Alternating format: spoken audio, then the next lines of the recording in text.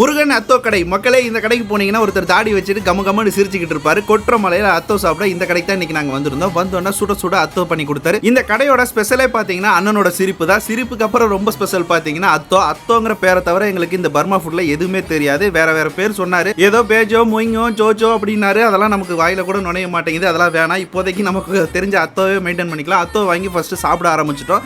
இந்த அத்தோ பாத்தீங்கன்னா சமைக்கிறது கிடையாது, அப்படியே மிக்சிங் மாதிரி பண்ணி கொடுத்தாரு. ரொம்பவே சூப்பரா இருந்துச்சு. அதுல அந்த ரெட் கலர் நூடுல்ஸ் மாதிரி இருக்கு பாத்தீங்களா, அது வந்து இந்த அத்தோ கடையில மட்டும் தான் நானே பார்த்திருக்கேன். அடுத்து நமக்கு சாப்பிட ஒரு சூடான ஐட்டத்தை ரெடி பண்ணி கொடுத்தாரு. முட்டையெல்லாம் போட்டு ரெடி பண்ணிட்டு இருந்தாரு. இந்த ஐட்டத்துக்கு என்ன பேர்னு எனக்கு சத்தியமா தெரியல. பேர் தெரியலனா கூட அண்ணன் சூப்பரா சிரிச்சுக்கிட்டே செய்யும் போது அதை பார்க்கவே அவ்வளவு ஆசையா இருக்கு. மக்களே, சாப்பிடணும் ஆசையா இருக்கு. அதுலயும் பாத்தீங்கன்னா அவர் வித்தியாசமா பண்றாரு. சத்தியமா இந்த மாதிரி ஐட்டம்லாம் நாங்க சாப்பிட்டதுல சூடு அண்ணன் கொடுத்தோன்னு ஆசையா ஃபர்ஸ்ட் போயிட்டு செம்ம டேஸ்ட் மக்களே.